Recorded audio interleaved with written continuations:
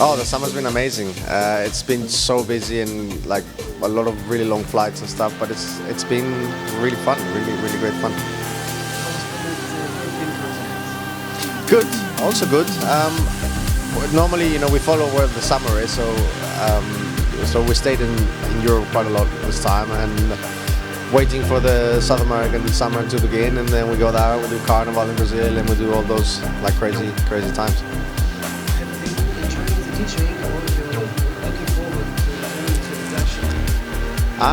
I love both. I spend most of my free time in the studio in London, but it's a little bit hard to find time for the studio because of obviously all the crazy touring. But yeah, I love both. It's just, you know, get the best of both worlds.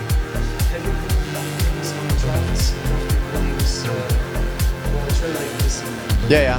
I always take my laptop with me, and I get a lot of stuff, like some ideas together, and then I finish them when I get back into the studio in London. Last week you had a lecture of specialist the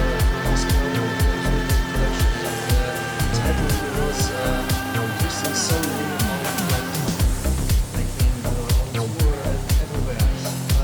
Would you recommend such production strategy?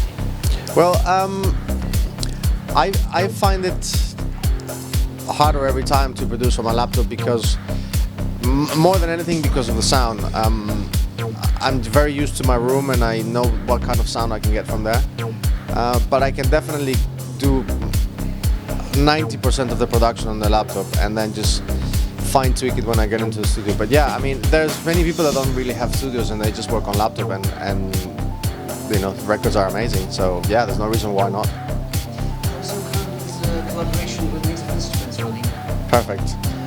Yeah, we have some really crazy new projects that we're gonna do together, and it's very cool. You've updated your technical provider to two tractor controllers, and last time in Ekaterinburg you've been working just with one. How was that made? How did you upgrade? What is the background? Well, I just find that working with 4 channels in Traktor, I can do some really nice and crazy things on the fly. So I wanted to get more into a sort of, you can't really call it a live, but it feels a little bit like more creative when I have the 4 channels. So, and the system is so solid that you can really do some crazy stuff. The effects are amazing, so it's really good fun. Beto, you are a unique producer who can go emotionally with vocals or mellow stuff, and at the same time on the darker, more techno side. Where are you emotionally these days? Do you mean emotionally, like music-wise? Yes. You know what? A lot of people ask me this question, like, what am I going to do next in the studio? I really don't know. I literally sit down and play some chords and test some new sounds. You know, light up some another synthesizer and play some crazy stuff on it, and then it slowly develops from there. So I don't really know what I'm gonna do next. It's just a question of sitting in the studio and trial and error. What is the destiny of the remix you did for the Russian band Triangle Sun? I have no idea. You played it last time in Ekaterinburg, and it used to be released on Ibiza Global Radio with Jose Maria Ramon. Yeah. And it never happened. I don't really know what happened. They've asked me to do the remix. We did it together with Jose Maria. And I think there was a major company behind it. I think it was something like Warner. But I don't really know what happened after that. It could be still in plans, or I don't know. I have no... Could you send it to play? Okay. I actually forgot about it, but it's good you reminded me. I'll ask Jose Maria to see what happened with this. Sure. That's a pleasure to know. Have you noticed something special about the Russian crowd that is tend more to lighter music or darker music? I think, I mean, the Russian crowds always liked a little bit of the progressive and floaty sound. So because it's become quite fashionable at the moment, even though we've been doing it for years, but for some reason the trend has gone that way. So it's kind of works out really good for us, because this is just the stuff that we do. We don't really have any other, tendencies or anything. That's the music that we make. So the fact that it's become quite popular right now, it's cool. And I think in Russia it's always worked. The remix by Vintage Culture of Rain Again is tremendously popular in Russia. Do you have some ideas of collaboration with Vintage Culture, probably? Not at the moment. I think we've separated a little bit from sound. He's a very good friend. I love him dearly. But I think we are musically in different places, and you never know. I'm not saying no, and he's probably not saying no either, but we are in different places musically. Did you think of changing your location from London to somewhere else? Whoa, tough question. Yes and no. We thought we might move somewhere else, but now I have a son and a family in London, and it's a little bit more difficult to just pack your things and go. So for the moment, no, but and obviously we have the studio there and family, so probably not for the moment. We're staying put. What do you think about the German scene, Berlin, for example? It looks like Berlin is one of the European centers, and it has a tendency to your sound. Yeah, well, to be honest, most of my releases are on German labels. So the scene in Germany is obviously always been amazing, and it always will be. It's one of the scenes that sets trends around the world. So I'm actually going there next week. I'm really looking forward to it. How do you feel yourself? In Russia, you are announced quite often as a Mexican producer based in London. Mm-hmm. How do you feel yourself? To which country do you belong at the moment? I belong to both. I mean, I'm obviously was born in Mexico and born and raised to a certain age.